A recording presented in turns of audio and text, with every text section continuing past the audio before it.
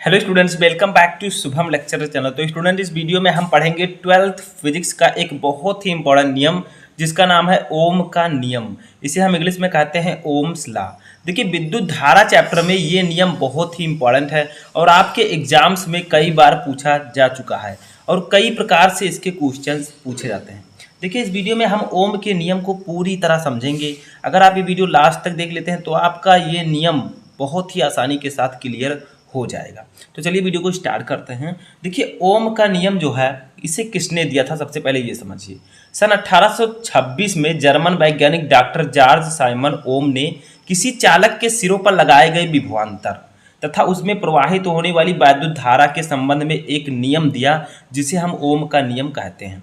यानी कि इसको दिया गया था जॉर्ज साइमन ओम जी के द्वारा, जो कि कब दिया गया था? 1826 में। ये मैं आपको सिर्फ बता दे रहा हूँ, आप लोग याद रखिए, इसके लिखने की ज़रूरत नहीं है, ठीक है। अगर आप लोग चाहें तो नोट भी कर सकते हैं।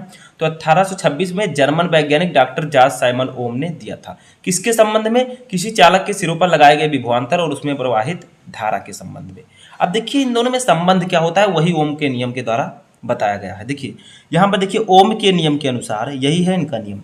यदि किसी चालक की भौतिक अवस्था जैसे ताप में कोई परिवर्तन न हो तो उसके सिरों पर लगाए गए विभवांतर तथा उसमें बहने वाली वैद्युत धारा का अनुपात नियत होता है। यानी कि कहा गया है कि कोई चालक है। अब चालक क्या होता है? चालक वो पदार्थ होता है जिसमें धारा का प्रवाह आसानी से हो जाता है, ठीक है। तो देखिए, यदि किसी चालक की भौतिक अवस्था, यानी कि कोई चालक है, उसके ताप में कोई परिवर्तन ना हो तो उसके सिरों पर लगाए गए वैद्युत विभवांतर, यानी कि उसके सिरों पर जितना विभवांतर हम लोग लगाएंगे वो उसमें बहने वाली धारा का अनुपात, धारा के अनुपात नियत होता है, ठीक है। समझ में आया? यानी कि वैद्युत विभवांतर तथा उसमें बहने वाली जो धारा का अनुपात होता है वो क्या होता है? एक नियतांक होता है। यही कहा है ओम के, यही कहा गया है ओम के नियम में, ठीक है। अब देखिए, इसका सूत्र समझते हैं। इतना समझ में आ गया?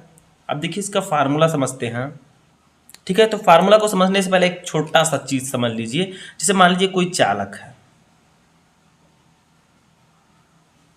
ठीक है। अब इस चालक पर हम क्या करें? विभवांतर लगाएं, ठीक है। चालक पर क्या होगा? ये कोई चालक है, कहा जा रहा है कि अगर इसकी कोई भौतिक अवस्था जैसे ताप में, ऐसे सिंपल रखा है, सिंपल रहे, इसके ताप में अगर हम कोई परिवर्तन ना करें तो इस पर जितना विभवांतर हम लगाएंगे V, ठीक है, वो क्या होगा? उसमें बहने वाली धारा I का जो अनुपात होगा, ठीक है, V/I इक्वल टू क्या होगा? एक नियतांक होगा, ठीक है। अब इसको हमें अगर समझना है तो क्या करना होगा? फार्मूले को समझना होगा, ठीक है। यहाँ पर आपको समझ में नहीं आएगा लेकिन नीचे देखिए अभी समझ में आ जाएगा। देखिए, फार्मूला समझने के लिए हमें क्या करना होगा? सबसे पहले लिखना है, यदि किसी चालक, ठीक है, यदि किसी चालक, यदि किसी चालक के सिरों पर लगाया गया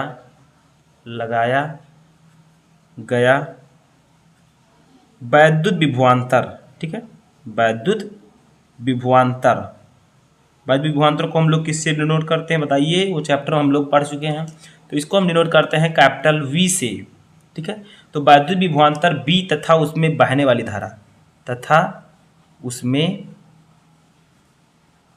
बहने वाली धारा कितनी हो? I हो, ठीक है। धारा को हम I से डिनोट करते हैं, I हो।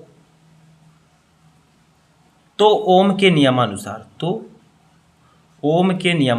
क्या कहा गया है? ओम के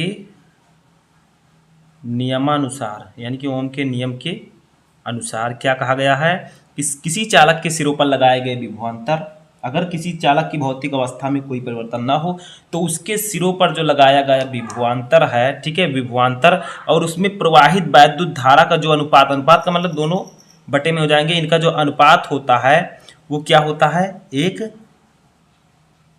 अनुपात जो होता है, यहाँ पर बराबर लिखिए, ठीक है, बराबर का चिन्ह रहेगा। ये जो होता है एक नियतांक होता है, एक नियतांक होता है। यही है ओम का नियम। अब वो नियतांक, उस नियतांक को हम किससे डिनोट करते हैं? वो नियतांक क्या है ये भी समझ लीजिए, ठीक है। तो नियतांक होता है तो सभी को पता चल गया परिभाषा के अनुसार, ठीक है। तो अनुपात V/I जो है, ठीक है, देखिए यहाँ पर जो आपका अनुपात होगा वो क्या होगा? V/I इक्वल टू नियतांक यहाँ पर आर लिया जाएगा। ठीक है, क्या लिया जाएगा? आर। अब आर क्या है? आर इधर मैं लिख देता हूँ। आर जो है वो आपका है वैद्युत प्रतिरोध। आर को ही हम कहते हैं वैद्युत प्रतिरोध। ठीक है, वैद्युत प्रतिरोध। तो यही है ओम का नियम। ठीक है, यही है ओम का नियम, यानी कि यदि किसी चालक की भौतिक अवस्था में यानी कि ताप में कोई परिवर्तन ना किया जाए तो उसके सिरों पर लगाए गए विभवांतर और उसमें बहने वाली वैद्युत धारा का अनुपात क्या होता है? एक नियतांक होता है, और उस नियतांक को हम कैपिटल आर से डिनोट करते हैं, और कैपिटल आर को हम कहते हैं वैद्युत प्रतिरोध। ठीक है, इतना समझ में आया? तो यही है आपका ओम का नियम। अब अगर आप लोग चाहें तो इसे इस प्रकार से भी लिख सकते हैं, V equal to I R. ठीक है, B equal to I R लिख सकते हैं कि नहीं, बताइए। देखिए इधर आई बटे में इधर जाएगा तो गुणे में हो जाएगा, तो B equal to I R, ये फार्मूला भी आप लोगों ने सुना होगा। ठीक है, तो आप लोग कह सकते हैं कि V अनुपाती आई। समझ में आया? तो B equal to I R, ये आपका फार्मूला ओम के नियम का होता है। तो ये यही है आपका ओम का नियम। आई होप कि आपको ओम का नियम अच्छे से समझ में आ चुका होगा। ठीक है, इस प्रकार ओम के नियम के अनुसार जब किसी चालक का ताप अथवा अन्य भौतिक अवस्था नहीं बदलती तब चालक का प्रतिरोध नियत रहता है, चाहे चालक के सिरों के बीच कितना भी वैद्युत विभवांतर क्यों न लगाया जाए। ठीक है, इसका जो वैद्युत प्रतिरोध होता है वो नियत रहता है, अगर इसकी भौतिक अवस्था में कोई परिवर्तन ना किया जाए तो। समझ में आया? तो आई होप कि आपको ओम का नियम अच्छे से समझ में आ चुका होगा। कैसा लगा आपको ये वीडियो, कमेंट बॉक्स में बताएं।